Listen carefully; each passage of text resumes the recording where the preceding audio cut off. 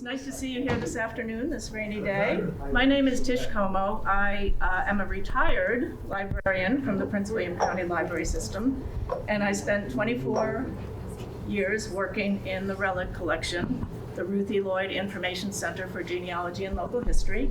In 2014, October, I was very fortunate to have Andrew Jackson O'Shaughnessy come to Bull Run Regional Library and speak about his award-winning book, The Men Who Lost America. As you may have read from the advertisements, Andrew O'Shaughnessy is the Saunders Director of the Robert H. Smith International Center for Jefferson Studies at Monticello.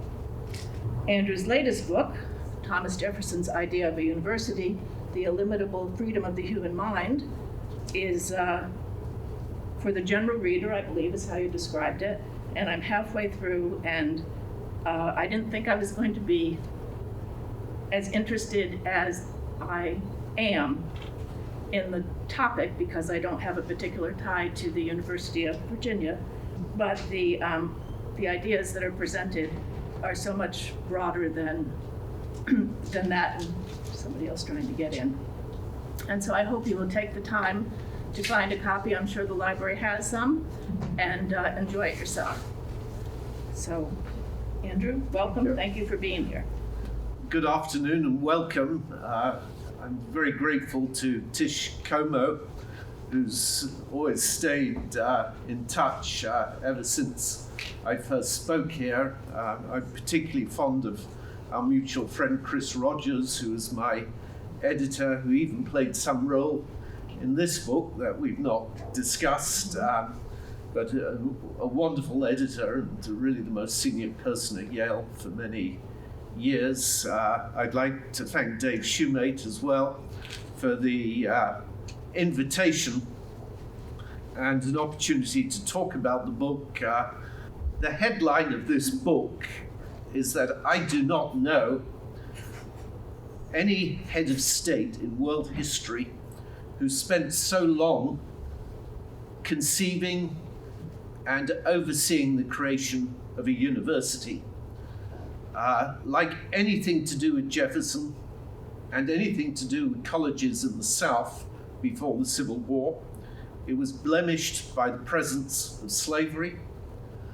But I think there's also a more important story here in which Jefferson in many ways helped conceive the modern university and had a major impact on higher education throughout America. So although my book deals with both the flaws and the promises, I was particularly keen to talk about what I saw as the achievements.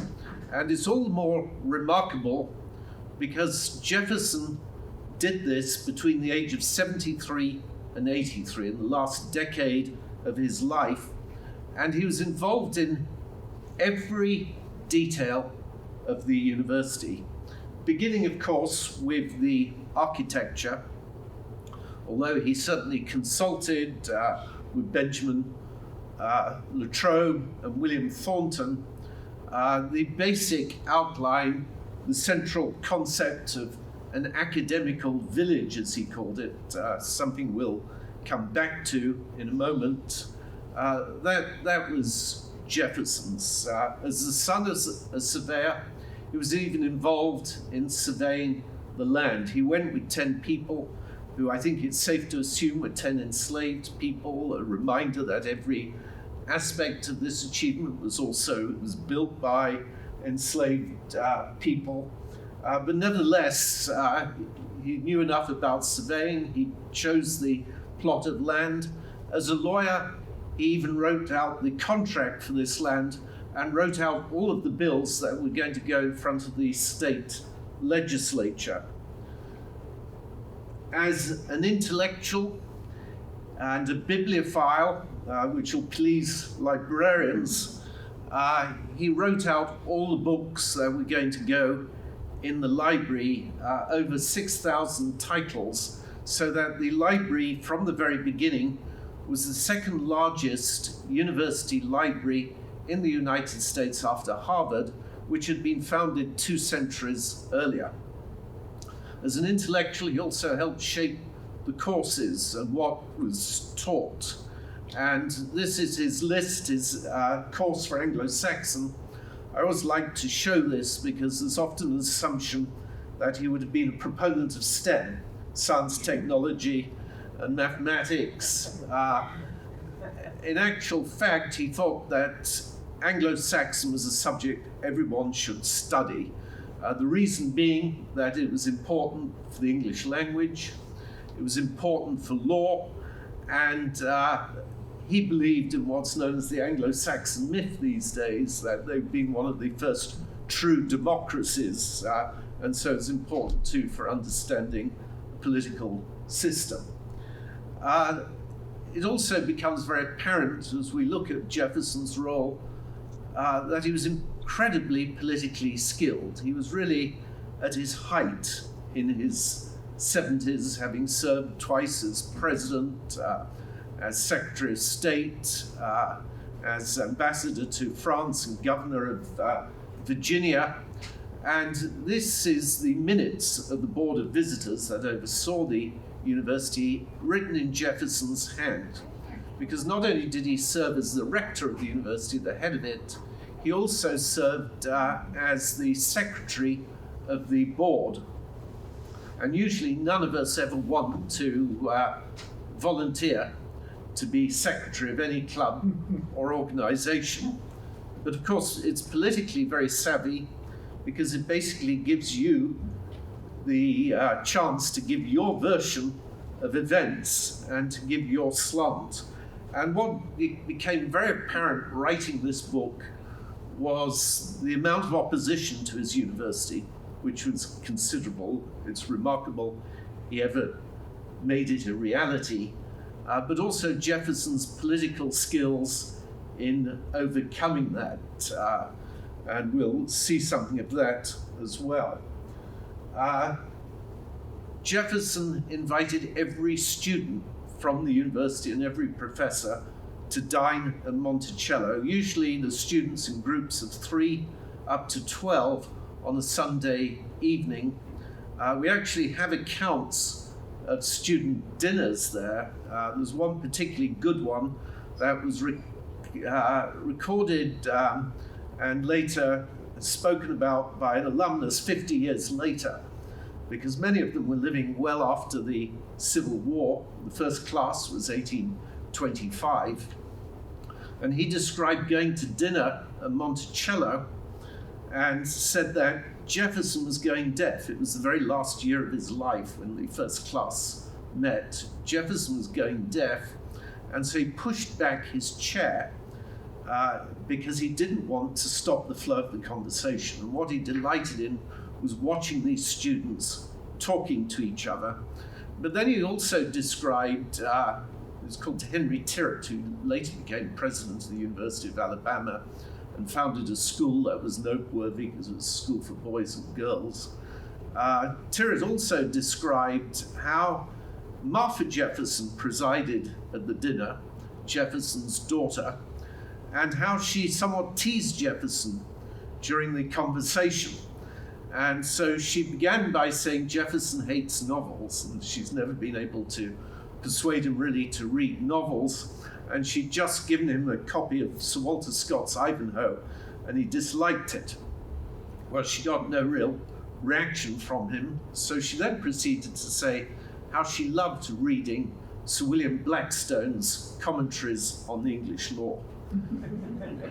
This is hardly airplane reading. And this was a deliberate taunt, because Jefferson had almost wanted this book to be banned from the university because he regarded Blackstone as a British Tory, which he was. He'd been Lord Chief Justice early in George III's reign, and he thought it would change young Americans into monarchists and Tories. And she was deliberately goading him. Incidentally, it was the most popular book among students in the library, who obviously enjoyed subverting his wishes as well. And it has to be said that for anyone who just wanted to prime themselves on English law, it was the easiest guide. Jefferson regarded the founding of the university as one of his three greatest achievements in life, along with writing the Declaration of Independence and the Virginia Statute for Religious Freedom. This is what he wanted as the epitaph on his tombstone, Father of the University of Virginia. And yet biographers have always treated it as just the epilogue to his career. It's not. The only place to really read about it is in histories of the university per se, rather than in the life of Jefferson. I wanted to do this because I don't think you can understand the history of the university without really understanding Jefferson, what he was trying to achieve. I think his vision was a very creative vision, as I hope to show later. He saw it as an essential component of a republican system of government. That is a system that's based on representation, that holds government accountable. He felt it was essential to have a leadership who had been very well trained at the university to put aside their own interests and put the public good first. But far more importantly, he felt that you needed to educate much of the free population of Virginia. And indeed, he always insisted throughout his life that the elementary education was much more important than the university education. And really, the university was just the apex of his vision for education. He had wanted to create what would have been the first public school system anywhere in the world. Prussia is generally regarded as having created the first public school system. Frederick the Great was issuing edicts in this period before the American Revolution, but that didn't really start to be realized until the early 19th century. In 1779, when Virginia had more serious worries, Benedict Arnold raiding the following year, but there'd already been a British force sent by Sir Henry Clinton into Virginia. Jefferson wrote what he called a bill for the general diffusion of knowledge. And the idea of the bill was to create elementary schools for any free person aged for a 3-year period, both boys and girls. He later insisted to an abolitionist in 1794 by the name of Pleasance, surname Pleasance, that it would include African Americans who were free. He also wanted what we'd probably call academies, really almost high school level, to which the very best would go on, and some of the poorest would receive scholarships. And then he wanted originally to reform the College of William and Mary. This is the actual bill. He wanted to reform the College of William and Mary and have the very brightest go to William and Mary, and that would include some scholarship students. Now, like all of Jefferson's ideas, including the Declaration of Independence, the ideals were flawed in some ways. The idea of having a primary school system was basically abandoned, even though Jefferson kept bringing forward bills. The latest was in 1821, but he never got it passed. So his critics argue that he basically settled for an elitist system, founding a university rather than primary schools. The University of Virginia became the most expensive university in America after Harvard. But what was remarkable is it was one of the first public universities in America, and yet it was still more expensive than most private universities, and that the scholarships did not appear for another 20 years. Jefferson talked about the illimitable freedom of the human mind, a word my publishers incidentally asked me not to use. They said no one can pronounce the word illimitable, and that's true, but I still used it because I think it conveys the sort of almost the fantasy and imagination that went with this project. He talked about the freedom of ideas, and yet he wanted it to be a Republican university, really teaching the views of the Republican Party as opposed to the opposing party, the Federalists, who he thought were going to return America essentially to be a satellite of Britain, make it monarchist, make it aristocratic. And then, of course, we've mentioned earlier the presence of slavery. The University of Virginia did not own any slaves except one, and there was a purchase done for mercy reasons, but it had many third parties, owners of what today we call the cafeterias or dining halls, the professors, who did own enslaved people, and there were as many as 200 of them on site every day, according to Maury McInnes. The person you see here is Sally Cottrell Cole, who is an enslaved woman of Ellen Coolidge, Jefferson's favorite granddaughter. And when his granddaughter moved to Massachusetts, his granddaughter, always a critic of slavery, she was sold to a mathematics professor, Thomas Key, from England, who promised her freedom, but her freedom was still in doubt in the 1850s. So there are these stories that are intertwined with the history of the university. Now, I'm going to spend much of the rest of my time highlighting what was different and what was novel about Jefferson's ideas for the university. But before I do that, I do want to stress how beneficial it was for me to be writing this at Monticello, because I oversee, as Tish mentioned, the library at Monticello and the Center of Jefferson Studies. The foundation is very unusual in putting so much money into research. And among the departments I oversee is the Jefferson Papers. This is a project, the first volume of which was started in 1950. We will finish in 2027, but the whole project will not be finished until the 2030s. About 15 years ago, our foundation agreed with the University of Princeton that we would split the series and we'd publish the retirement papers, and they'd continue to publish the presidential papers.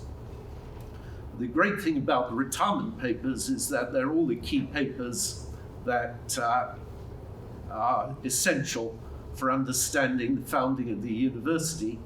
And I have 10 people almost next door to me doing that all the time. And they found a lot of fresh material, which was very helpful in writing the book. To give you one example, the university was planned and designed at something called the Rockfish Gap Commission. This was in 1818, and it's on the way to Stanton from Charlottesville. You still see a blue plaque there today. It has magnificent vistas. It's still very natural scenery. It used to be the site of a sort of hotel or tavern where people could stay. And 22 commissioners appointed by the governor of this state met there to design the university. But thanks to the Jefferson Papers, I know that Jefferson had already written the report before the commission met. He not only had already written it, he'd already gone through 3 different drafts of it, because he wanted to make it as acceptable as possible to commissioners who were coming from West Virginia, from a place like Stanton, or even coming from the East Coast and the northern neck of Virginia. And so we can see how he was thinking. I was always surprised that the first ceremony of laying the foundation stone for the university, it was attended by 3 presidents: Jefferson, James Madison, and James Monroe. And Monroe was actually president of the United States when it occurred. But if you go onto the university website or you look up a book, you can find about 1 paragraph on this event. And you'd think, given the celebrity of the people who attended, we'd know a great deal more. Well, thanks to the papers of the Freemasons who oversaw the ceremony, we do know a very great deal more, and I'm able to describe this event in great detail. And indeed, this is the best documented period of Jefferson's life, so that you can get these very rich details of what it was like to meet him, what the professors were like, the students. And I deliberately, at the beginning of each chapter, include these descriptions because I wanted to create something of a narrative, to write it for regular lay readers, not just for fellow academics.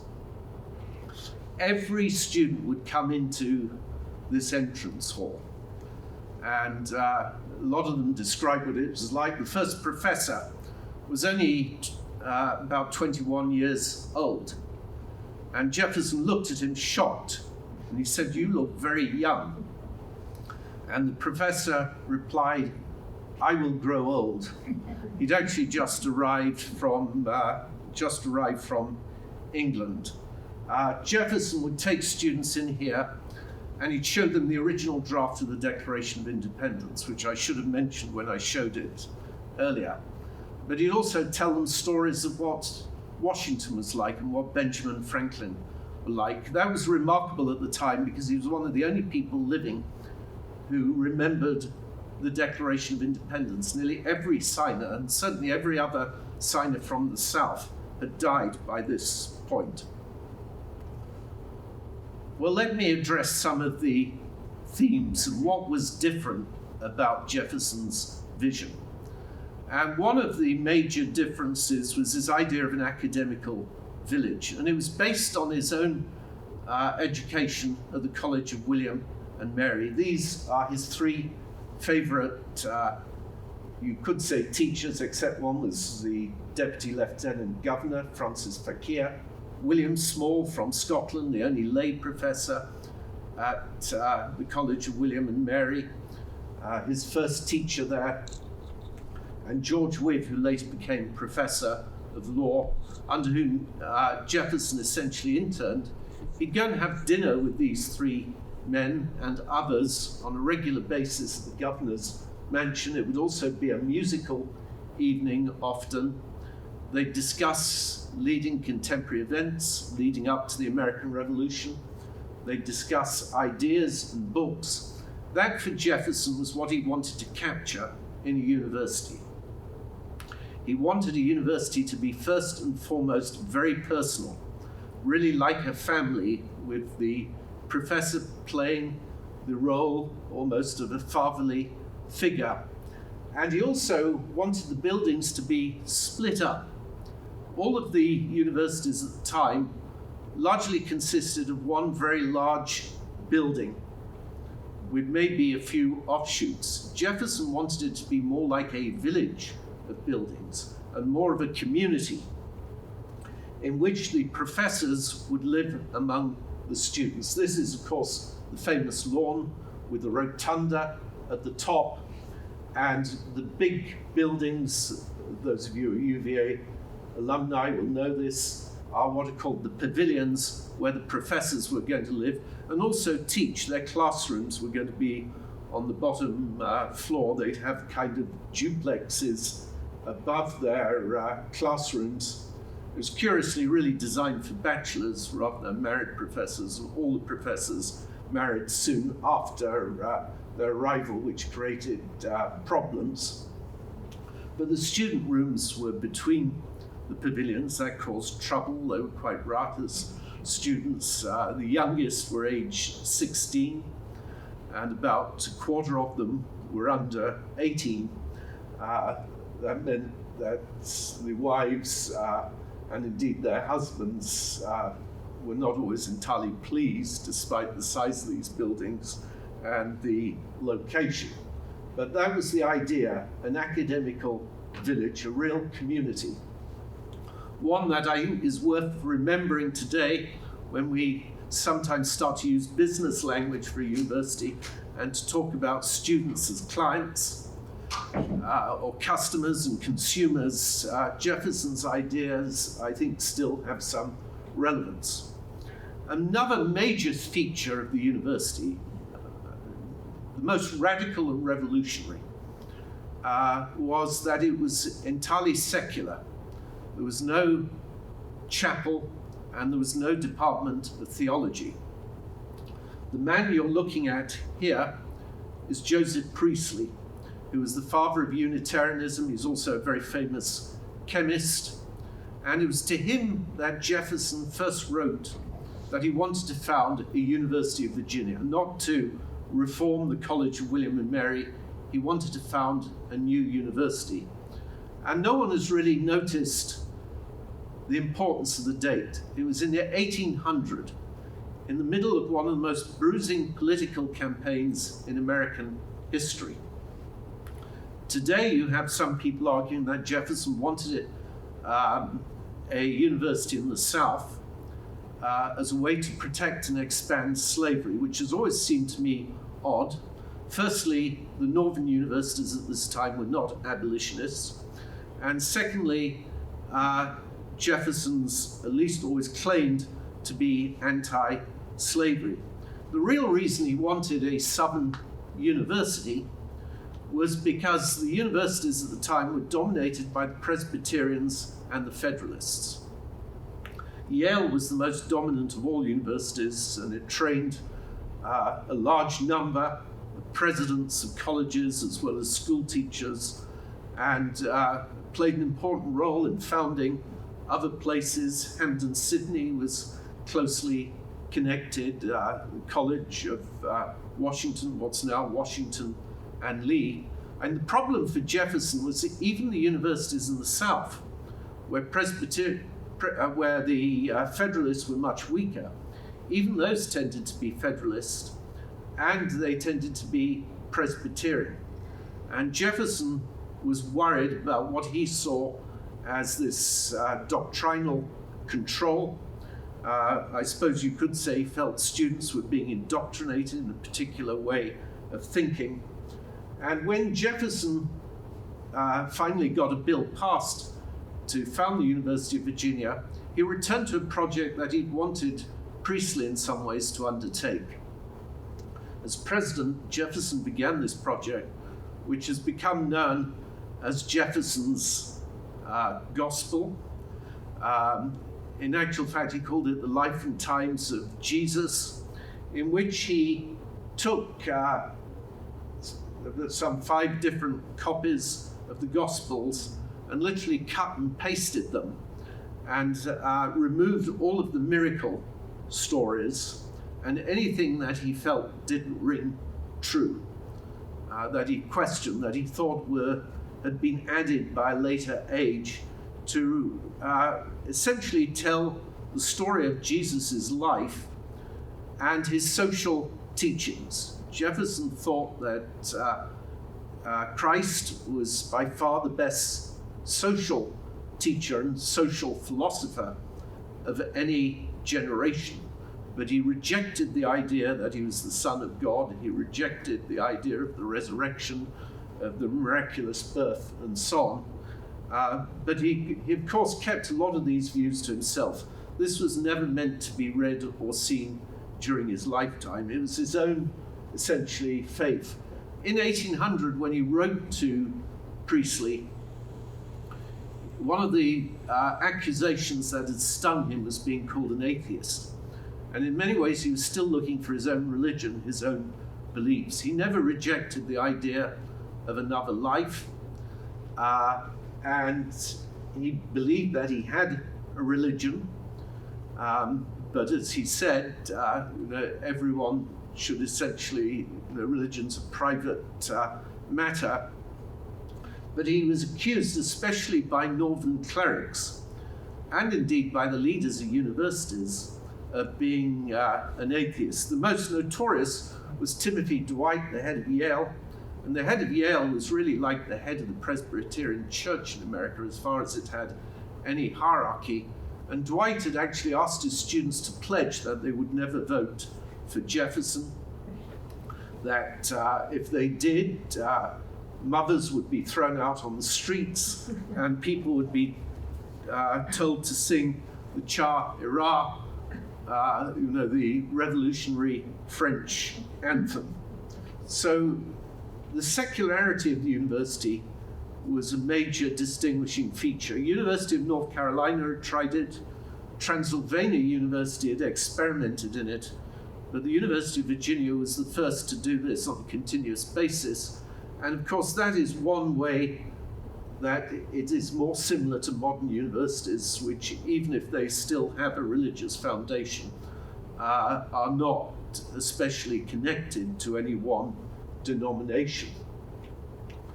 Another major feature, what distinguished it, was the sheer breadth of subjects taught. In most universities, they largely focused on the classics. That had been the education of a gentleman since the Renaissance period onwards. Jefferson wanted to see subjects like economics, which were brand new. This was one of the first universities in the country to teach economics. He wanted to see the pure sciences and chemistry taught in the university. Medicine. Most of the medical schools in America were separate institutes, not connected with a university. Columbia University in New York had actually shut down its medical school in the early 19th century. He also wanted to see a higher practice of medicine that was based on experimentation and knowledge, not hypotheses and unsubstantiated theories. He wanted to see it teach law.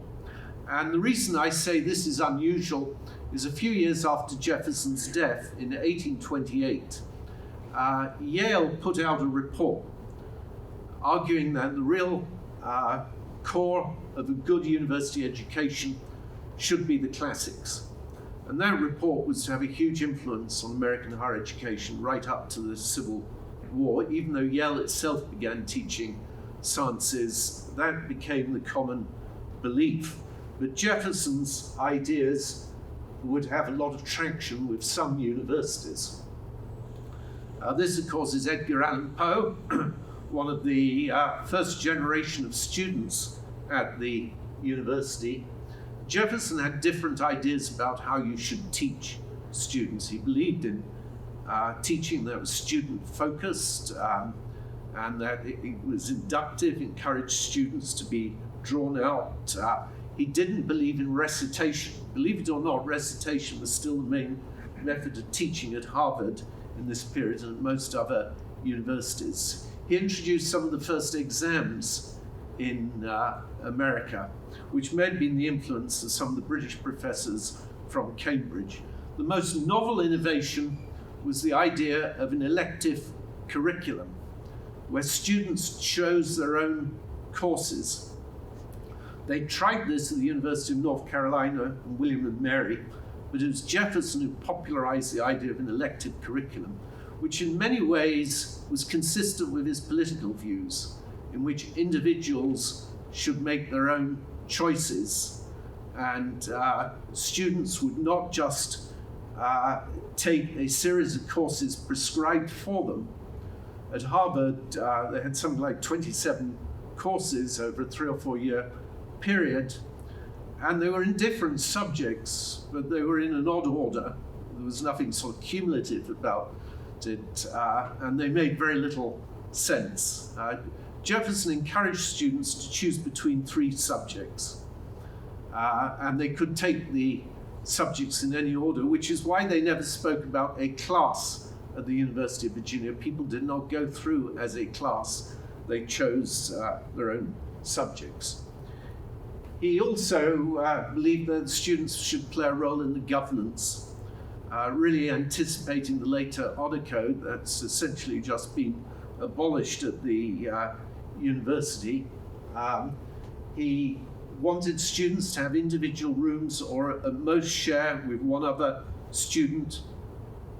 He was very concerned about student health, and that was part of his concern in arranging the university.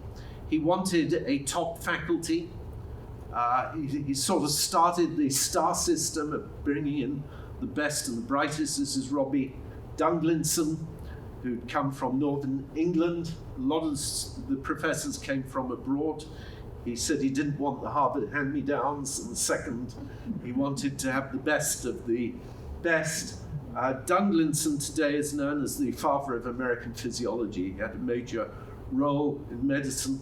He was also the doctor to Jefferson at his death and to James Madison, and he even helped treat Andrew Jackson at one point. This was the oldest member of the faculty, George Tucker.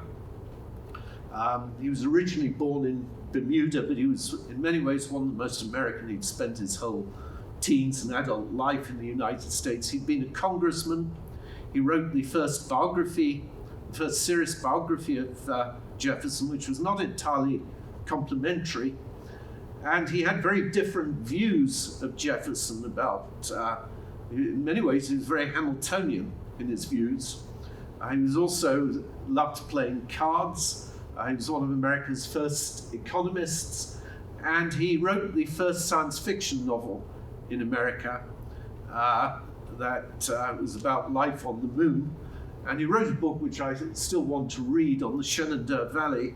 And in order to write it, he went to the Shenandoah Valley. It was a novel, and lived among the people and tried to capture the language and the ways. The point I want to make is these professors were really quite outstanding in their way.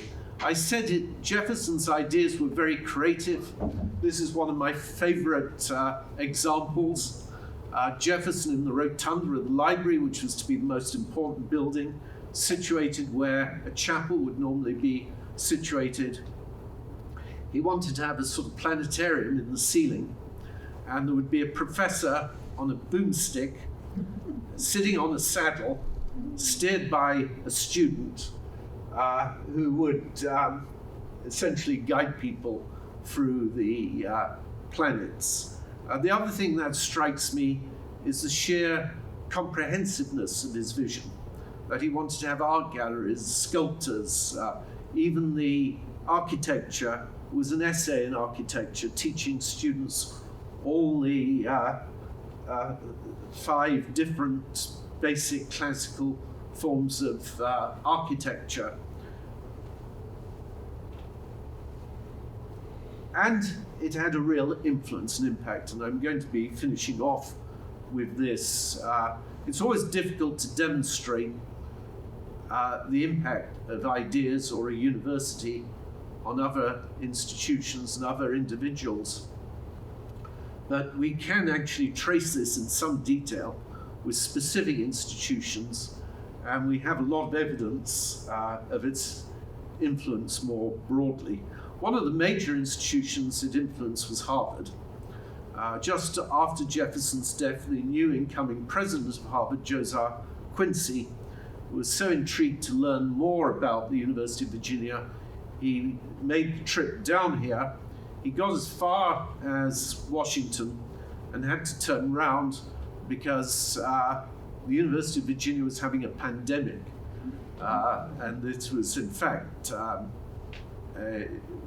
typhoid pandemic. And so it was in lockdown. He couldn't visit. George Tickner and Edward Everett visited Jefferson and Monticello while they were still students at Harvard, but also students in Germany. They were the first Americans to start going to Germany, which at the time was regarded as a pioneer in higher education. Tickner would help introduce the elective system at Harvard. He acknowledged that some of these ideas were already present in Germany, but he said the important thing about Jefferson was he'd shown that you could have a Republican university system in America, that these ideas could work in America, not just in Europe. Edward Everett later became president of the university at Harvard, and he wrote a report about the University of Virginia that was published anonymously, but it helped to make it really very well known. Other examples, there's several presidents of Harvard, Charles William Eliot, going right through to the 1960s when the president of Harvard wrote a book about Jefferson and education. But the founder of MIT, William Barton Rogers, he was a former professor at the university. His widow wrote that there was nothing at MIT that hadn't been thought of at the lawn at the University of Virginia. There are a lot of similarities. University of Michigan, its founder, corresponded with Jefferson. Several UVA people played a role in the founding of the University of Austin, Texas, the State University in Florida, what it was, the State University. And this is one university that's actually abroad. It's University College London. Its founder, Lord Brougham, or one of its founders, received a copy of the Rockfish Gap Commission sent by Jefferson. He'd been thinking of founding a university outside of Oxford and Cambridge in England. There were no other universities. You went to Scotland otherwise. And he received this and founded a university very similar, along the lines he had also already been thinking. And two of its first professors were professors recruited from the University of Virginia, George Long and Thomas Key. So let me just end, as Jefferson wrote a few months before his death, I'm closing the last scenes of life by fostering and fashioning an establishment for the instruction of those who are to come after us. I hope its influence on their virtue, freedom, fame, and happiness will be salutary and permanent. And the point that I want to end with is that Jefferson knew that his generation would one day be regarded, as he put it, like our witch-burning ancestors. He knew people would find fault, that they'd seem limited and stupid in many ways, but that was something he welcomed because he believed in progress, and he saw the university as providing a framework for progress. And what he insisted was that every generation, based on reason and good evidence, should rethink their world to make it better, and that they shouldn't be held back by what he called the dead hand of the past. What always frightened him was that people would be held back by just traditions, by doing things the way they'd been done in the past, or by actually being too in awe of their own ancestors. He spoke about the danger of that, and the danger of constitutions becoming too encrusted with the view that previous generations had been much wiser and we could never achieve anything of equal merit. Thank you very much.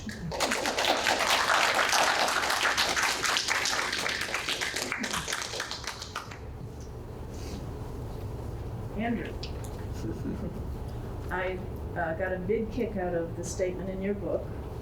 I believe it was Jefferson said there was a 1 in 14 chance that his daughters might marry a blockhead, so it was important for them to be educated so they could take over the education of their children. So 1 in 14, is there? So it's odd, he didn't think a lot about the education of women.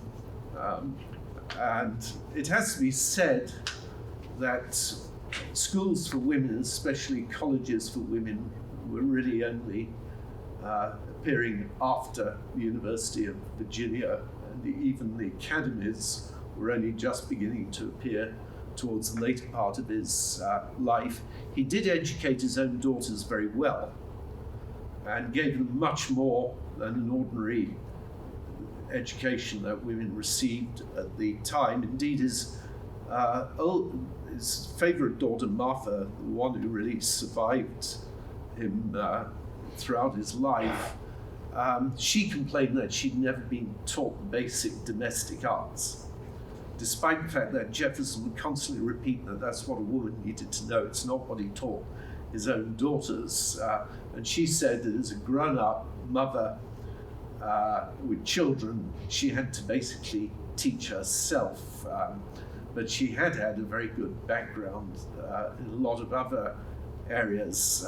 What did surprise me, in at least one professor's case, is that women were attending some of the lectures because they were public lectures. He did have a notion that as a public university, it should be accessible to the local population. He wanted the medical school to provide free clinics to the local population, which they did for several hours, a couple of times a week. And although I have never found a formal description from him of making lectures available, we do have contemporary accounts that describe women being in the audience of some science lectures. The point is, though, it was a vehicle for change. So one of the people I mentioned earlier, one of the first alumnus, Henry Tirrett, he became very dedicated to women's education. And then his daughter became one of the first heads of a college in America, which was exactly what he had in mind.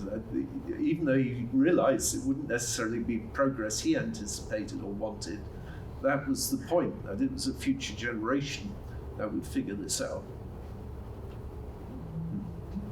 If Jefferson were to return today, what would please him the most about the current university, and what would displease him the most? That's a loaded question. And I'm going to have to face that. Next week, I'm going to be speaking at Utah Valley State University, but they don't want to hear the general overview of the book. They want me to talk about ideas of free speech on campus in the period of Jefferson, but of course we'll probably not stay there. And if you saw in the New York Times the last 10 days, I think, there's a young woman complaining about what she thought were the limitations of freedom of speech on campus. And that's been many of such articles that have appeared. And this was a woman who was a self-described liberal, worried about the left in the university. That was not the sort of issue in Jefferson's period. His argument was follow truth wherever it may lead. What would please him would be the sheer plethora of subjects being taught, and no doubt the number of people who get the opportunity to go to university, which of course can be debated as to just what proportion of the population should or needs to attend a university. That's another subject altogether, but still you have that opportunity. I think it would thrill him that if you look at the top 50 universities in the world, a huge proportion are American. And it was always his vision that America would one day supersede Europe. And although Europe had been the mother of the university system, he would repeat many times that the University of Virginia would one day rival them and even be better. And that was part of his argument for the architecture. Was hugely expensive. The whole project was probably more costly than any public building project other than the Erie Canal and the building of Washington, D.C. And it passed through the same year as the worst financial crisis in Virginia's history, 1819, making it all the more remarkable that he ever got this thing realized. So those, I think, are things that he would have undoubtedly celebrated. The concern about free speech, it must be a serious concern, because clearly he wanted each generation to be able to freely confront these subjects. To help put that in context, when I went there 50 years ago, we had Yes. the very same conversation with the Jefferson Society and the Pep Band, complaining immensely about how they felt suppressed in their ability to speak out.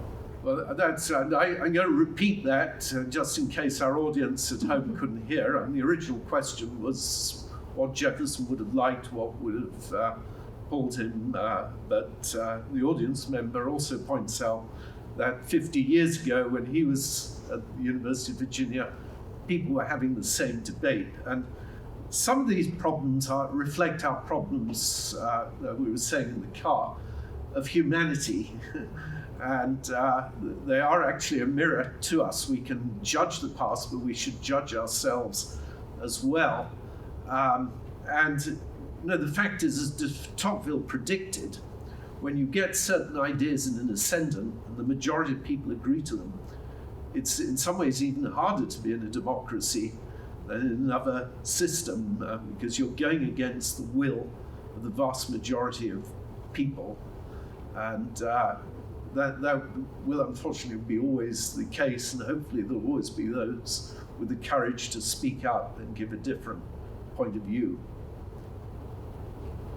Andrew, Yes. two things. One, I was always aware of Jefferson's expertise as an architect, but what your book really convinced me of was that his architecture was a metaphor for his political philosophy, what he would omit, like a chapel, or where he would put things. That really struck me.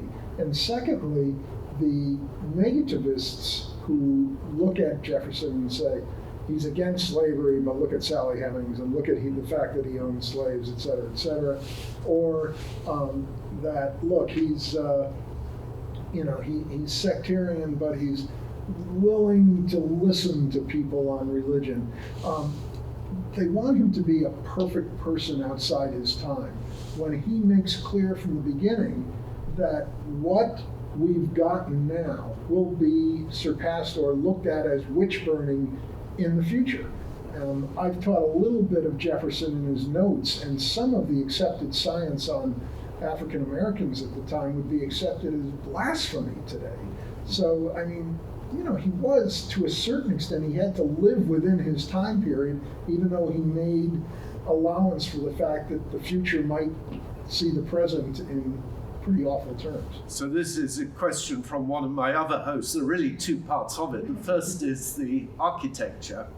And what would surprise you is that Americans didn't know until early the 20th century, many didn't know that he designed the University of Virginia, nor did they know that Jefferson was really an architect.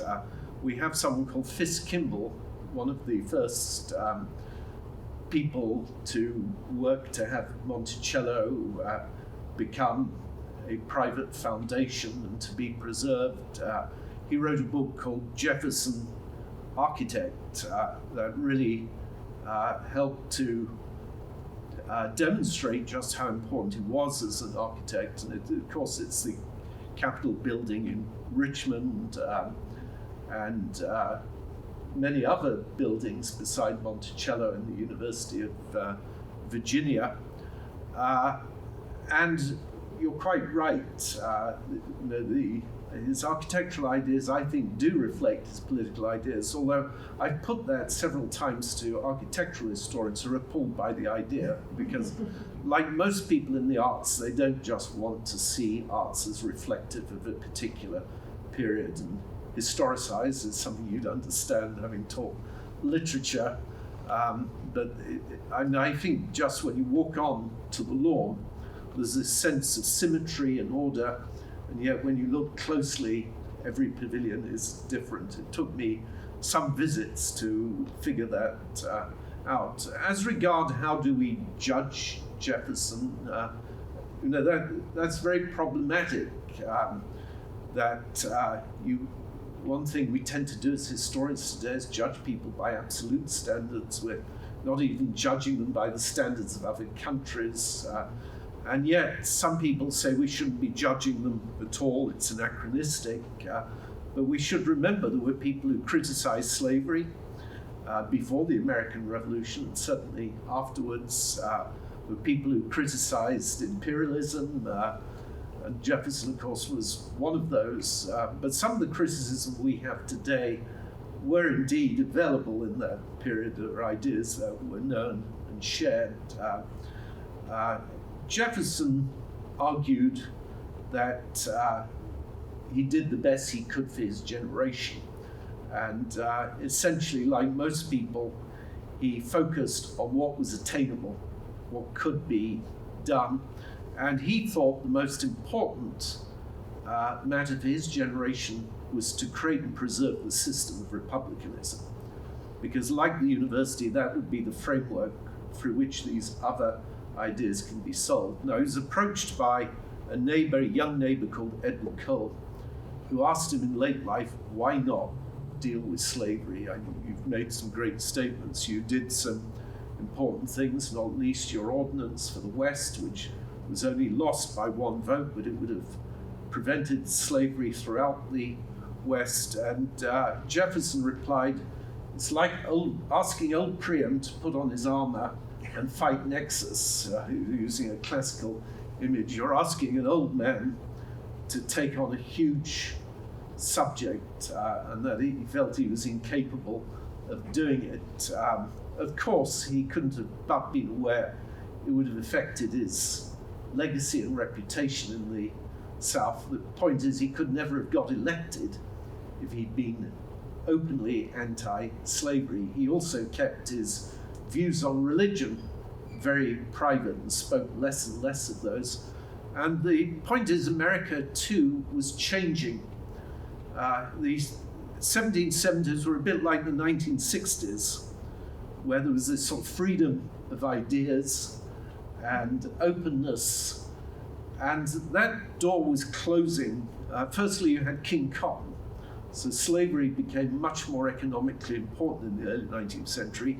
Even Virginians in the 1780s were talking about abolishing slavery, and one person, Robert Carter, did. He freed all of his slaves, but he was ostracized in Virginia and had to go and live in Annapolis, even though he'd been one of the leading political figures. And so although we admire him, he wasn't able to achieve very much other than helping that group of people.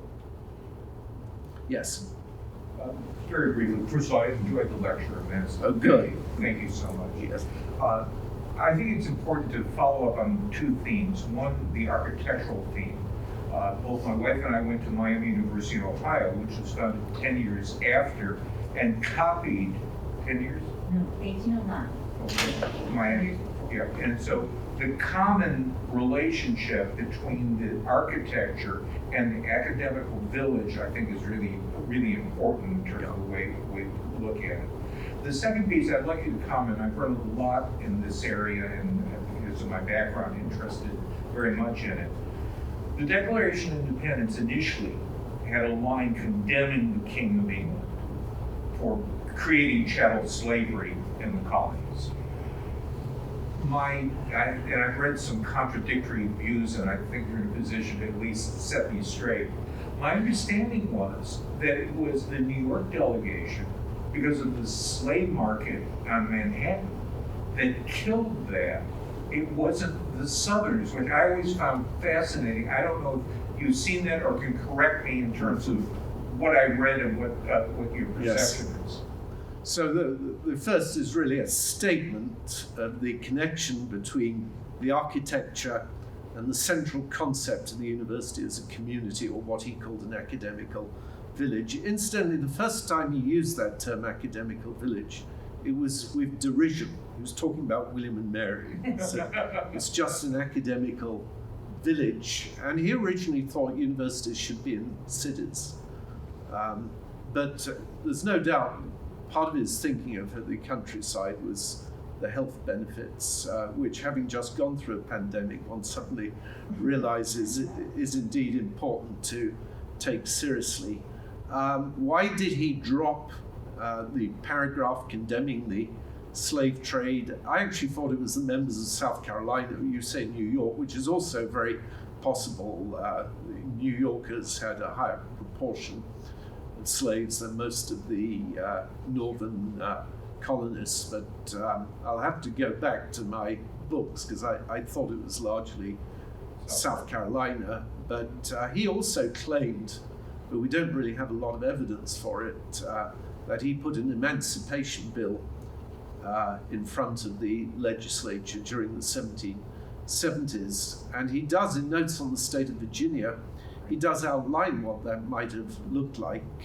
Like nearly all of his contemporaries, right up to Abraham Lincoln, he believed in colonization, separating the races and moving African Americans back to Africa or to the Caribbean or further west. His reasoning, though, was very different from Southerners before the Civil War. Southerners before the Civil War were claiming that enslaved people liked being enslaved and were well treated. Jefferson called slavery an abomination. He said, if God's just, we should all tremble.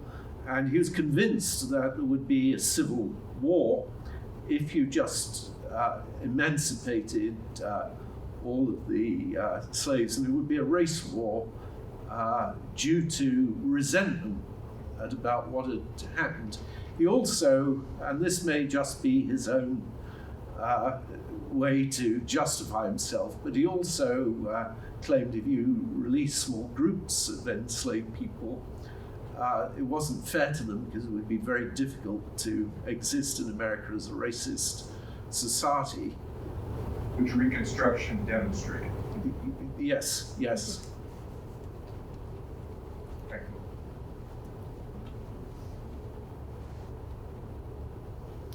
Well, thank you very much indeed. You've been a very attentive audience, and it's been lovely to be back here, of course, in a different library. We were in Bull Run last time, which I gather is being reconstructed. But thank you very much Thank you indeed, very Dave. much. Thank you.